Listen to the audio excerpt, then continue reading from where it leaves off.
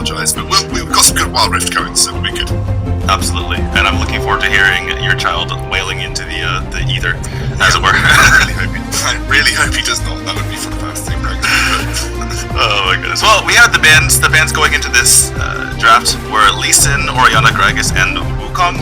And as the audience can see on the screen, we have our full draft ready for us. And TJ asked me about the draft multiple times yesterday after it was already done, and it was just a wave of information. So I'm going to do the same thing to you. I'm going to pass it on. What do you think about the entire draft?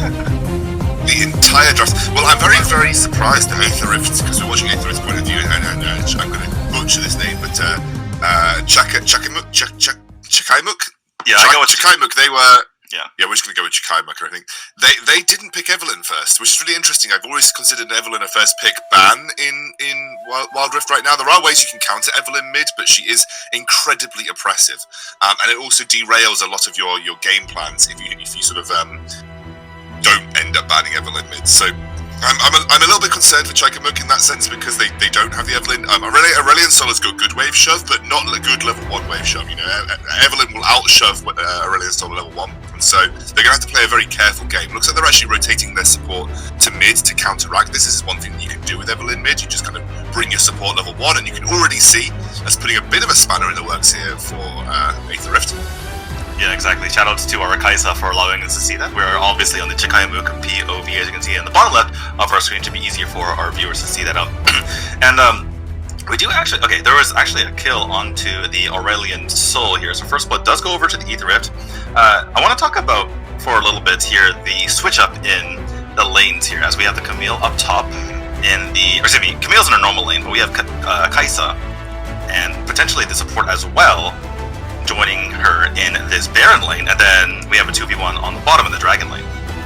Yeah, this is actually something that used to be incredibly common in League of Legends, but they actually patched it so that the equivalent of the Baron lane turret had extra resistances at the start of the game, meaning that you couldn't just make a lane swap happen, because essentially everyone would do it all the time.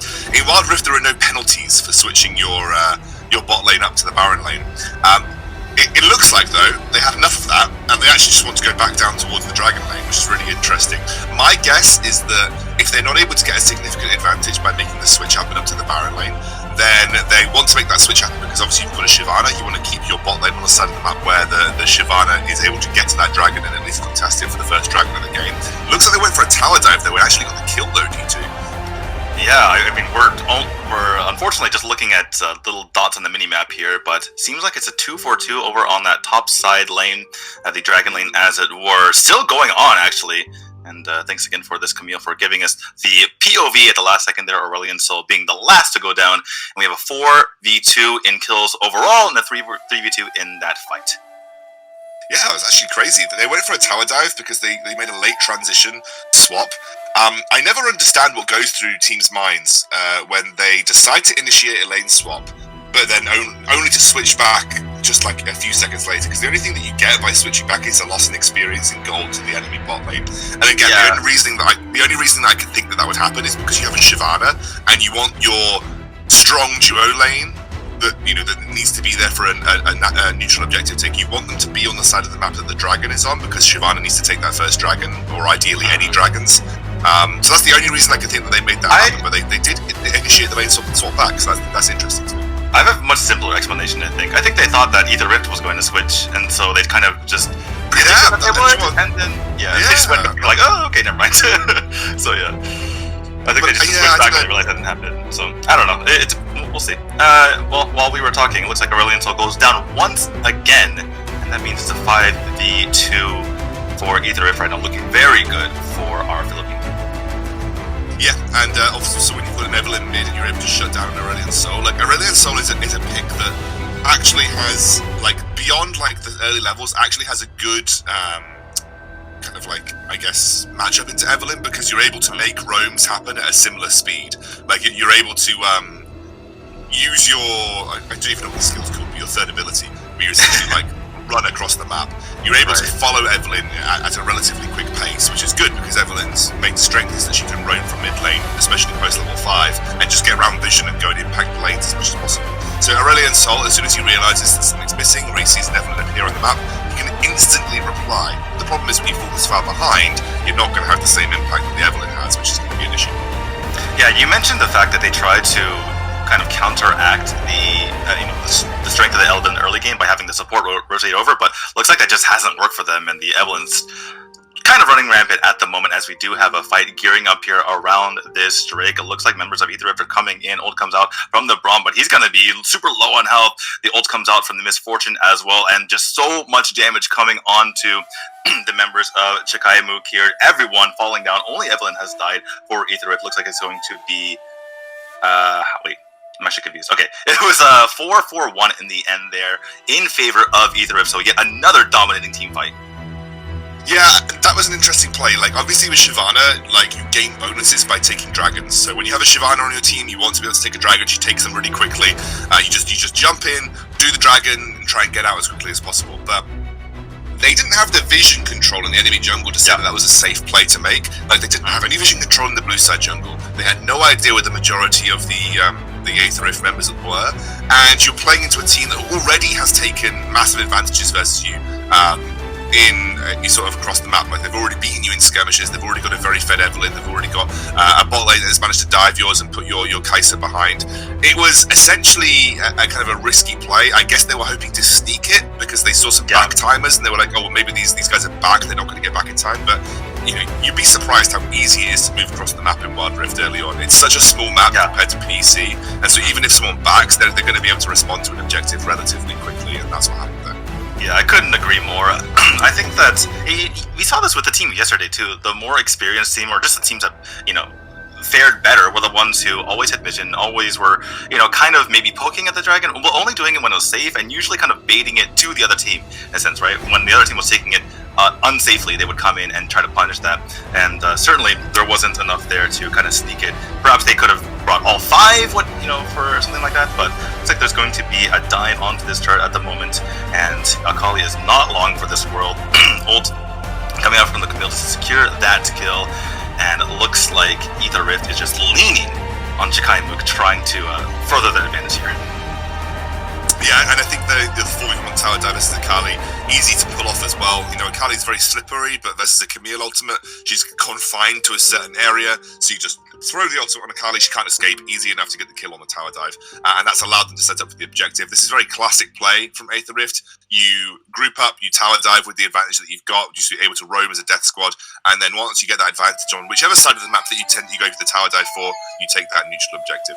So yeah, that was just an easy textbook play there for Aether Rift, and they're going to come away with the Rift Herald 2, which is going to allow them to, again, just probably drop that mid. I mean, that's like the best scenario, I would say. Dropping Rift Herald mid always works out the best, in my opinion, because getting that mid lane tier 1 is like the ultimate goal in the early game. It allows you to expand into the enemy jungle much more safely.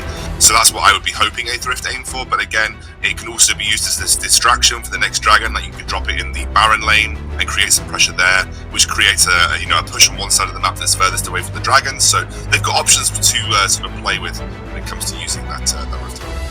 Yeah, absolutely. Like you mentioned, they can do pretty much whatever they want with it. I kind of agree with you that dropping it mid would be very nice. Not just because it's so nice to be able to control your enemy's jungle, but also because it's so easy for everyone to just rotate over, kill a tower, and then you're not really behind. You don't fall behind in your own lane per se. So everything usually ends up working out hunky-dory in that situation. They do drop it bot. See what their aims are at the moment. Kind of really whatever they do, as long as they don't make any huge mistakes. It seems like they're fully in control of this game at the moment. Yeah. So my son started screaming through the door, so I quickly bounced over to just go and see if I could keep him calm while I'm casting.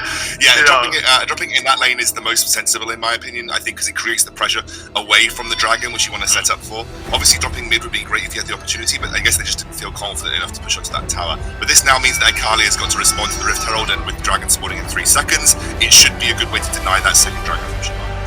Yeah, absolutely. Looks like we have a team fight brewing at the moment here. Aurelion Slow goes down without even any sort of resistance at all. Hexa comes out onto the Kai'Sa as well. She goes down fairly quickly. Another kill is in the books as well, and that is a 4-4-0. Let's see if anything can happen from this. Akali actually does get a kill onto the Camille.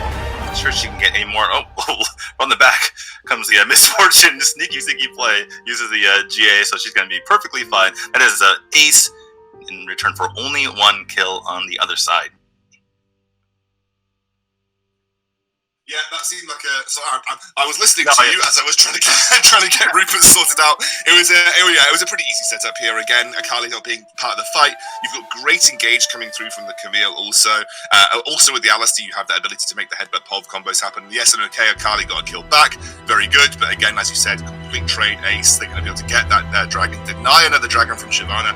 And one of the things that really sucks as a Shyvana player, if you're running with a Shyvana on your team and you don't get hold of the dragons, you limit the power of that champion. Shyvana is so strong because she scales so incredibly well with these neutral objectives. She's got great objective control. And this time round, you're denying dragons from Shyvana. Not a great thing for her. She's going to struggle to scale up well in the game. You don't manage to get her any of these neutral objectives. If you have any issues with your side, you could just yell from across the room. It's like, D2, keep going, just keep going, keep talking. Like, I'll be fine. But yeah, I mean, who's also fine is Aether Rift, as they are pushing hard onto the bottom tower as they take this fight up here near the Baron. So much damage going on, hard to tell what's going on actually. In comes Aurelion Sol, actually huge damage from him, and this is a 2-for-1 in favor of Chakaimook for the time being. And they get even another kill onto the Olaf as well, the Olaf and then the Alistair. So that's a 3-for-1. They did have their bottom lane pushing, but not really any towers suffered there, so really good comeback started here from Chakaimook. Yeah, it's one of the problems dealing with Aurelion Sol around objectives. He can get these huge stuns off. He's got great objective control with his stars around him. So it's one of the major issues that you're going to face dealing with Aurelion Sol in that way. It's just it's very, very risky to go for overextending objective plays if Aurelion Sol's in the game. They were able to just capitalize on that really well. I don't know how much it gets them back into the game here.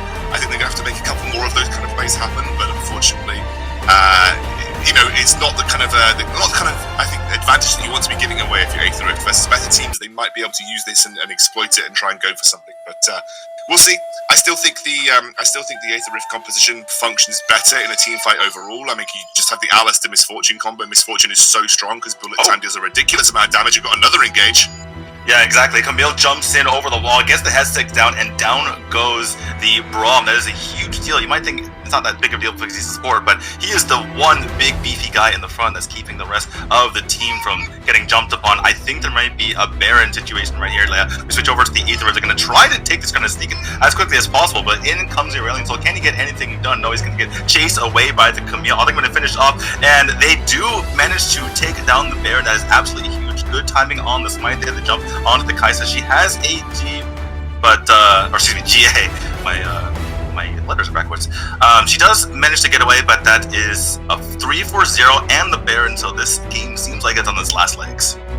Yeah, Baron should be able to easily push down and take at least 2 turrets. They may even be able to counter that inhibitor turret as well. And as you said, getting BRAWL might not seem like a big deal, but versus a Misfortune, that's a really big deal, because in team fights, BRAWL is one of the few counters to Misfortune. That unbreakable makes the bullet time really difficult to get a good hit, and obviously he can soak the majority of his damage for the team. So when you lose the BRAWL, you lose the main way of preventing damage. Looks like Camille did manage to sneak out there. I thought she was going to get very cheeky back. Even looking at her, very cheeky. I was clenching just a little bit, seeing the back location. I mean, but they have the Baron now. Exactly. But the Baron here is going to be good for split pushing. So Camille, one of the few champions in the game that is so incredibly good at split pushing. I'm just going to be able to utilize this to just push down on that inhibitor turret. And actually, if they're sensible, they may even just keep Camille pushing in this side lane, because with the dragon spawning, I think it's the Cloud Dragon. With the dragon spawning, obviously Shyvana and team are going to want to do their best to try and contest that. But if Camille is just split pushing the side lane, she can threaten that inhibitor turret and then either force Shyvana's team to deal with her, and she can escape relatively easily with hookshot as well. So either force Shyvana's team to deal with her or lose the dragon. And it just looks like they're going for a complete map split right now. Aurelion Sol going for the dive-in. Wow, they actually kept them immediately. Down goes Akali like it was absolutely nothing. And now they're on the retreat. Looks like Aurelion Sol, having popped his taste, is going to drop right after that. Oh, the Olaf is on the hunt, trying to jump on their opponent here. The GA is popped for Kaisa. And can they get the kill? In comes another member to try to help things out. But, well, looks like actually the Shyvana, that was the one who jumped in, but doesn't matter because the Nexus goes down anyway. And that is game 1 going over to Aether Rift.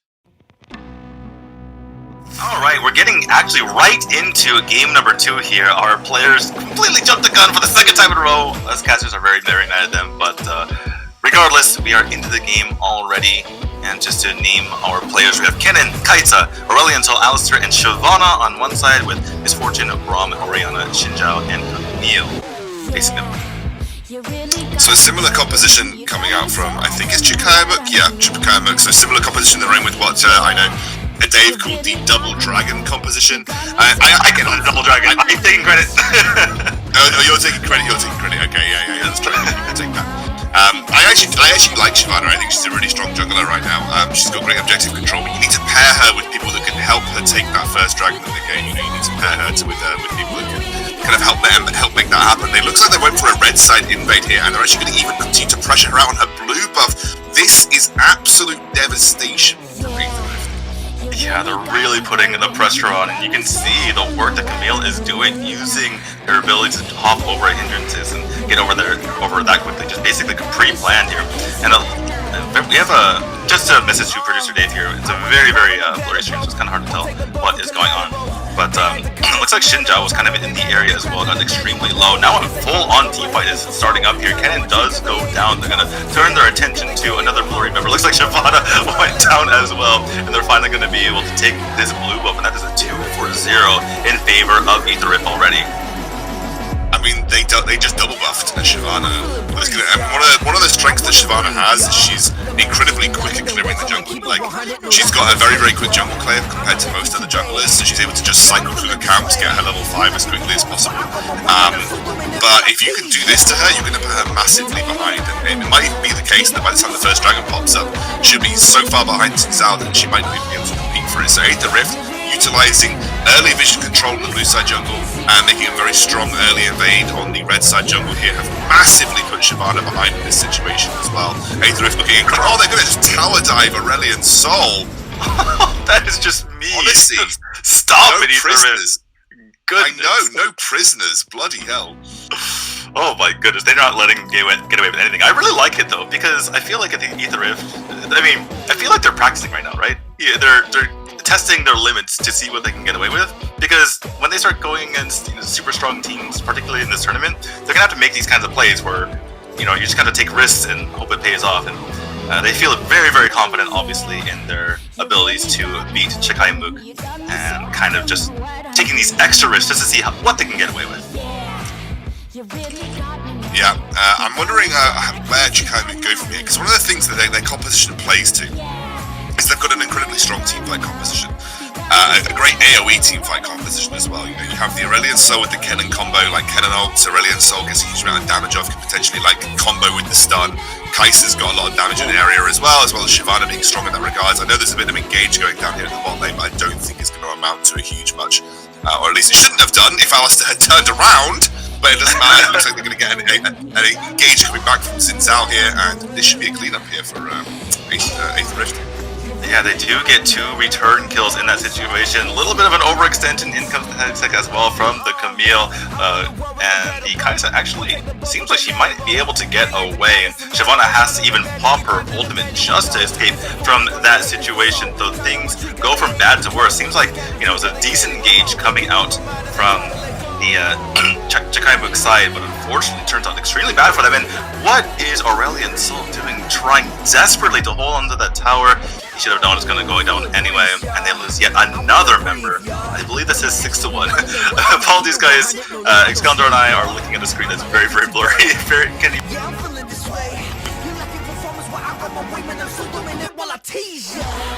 Oh, Dave is back. Here we go, Dave is back. We're going to see if that helps refreshing the stream and see if we can...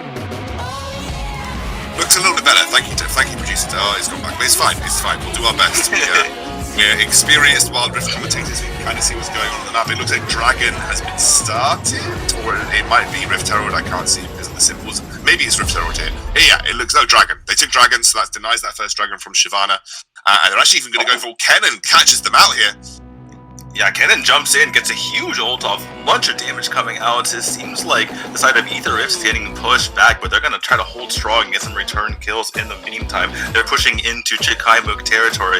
Looks like 3 members of Chakaimook have already gone down. They're going to be pushing on to the Kaisa as well. Hexa comes out, finishes off the kill, and that in the end is a 4-4-1 in favor of Aether Rift.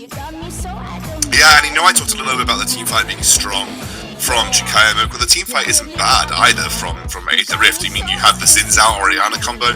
Xin Zhao dives in, you have the ability to just shockwave on command wherever he decides to jump into the team fight, and obviously you layer that with the Misfortune.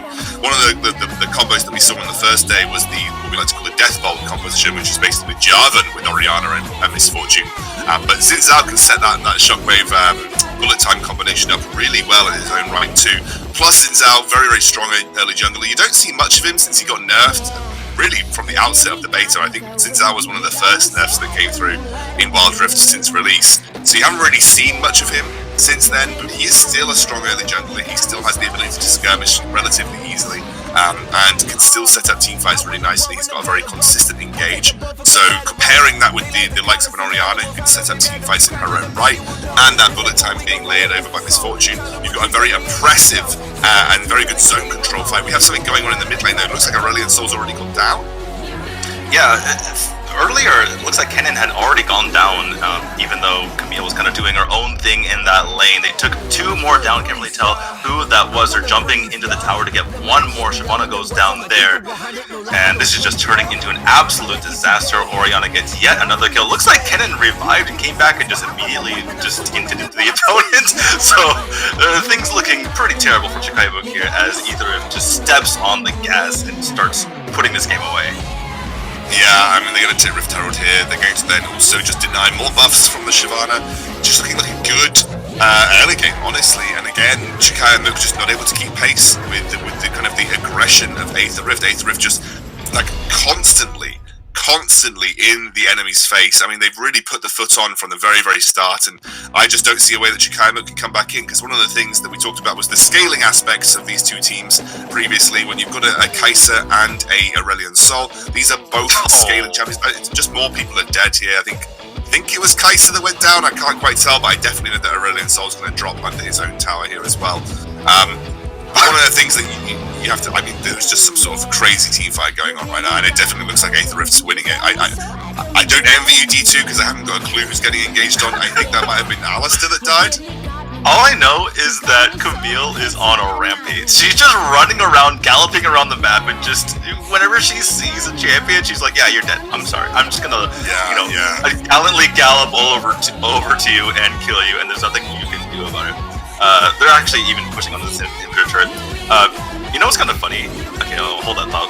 more engaging, more blood is required for Camille here. She requires it as they get in and get 1 more kill before they try to back up a little bit. But what I was saying is, I was watching your video that went over the tournament that we had in New Year's, and then there was one point where you thought they were taking the Baron, but it was actually just Rift Herald. That same thing happened to me this game, where like wait a second, it's still Rift Herald?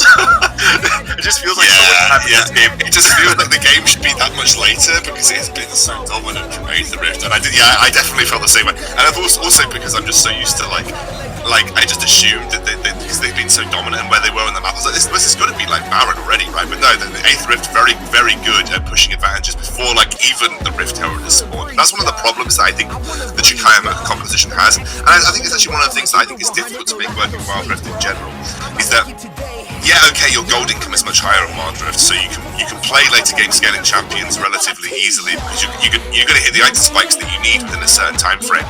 But it is such an early game, like focused game, right? Like you need to have the early game in Wildrift, and especially versus a team like Aether Rift, who, as you can see, will just run away with things if they're given the early game. You can't afford to pick full scaling versus them, like Kai'Sa and Aurelion Sol.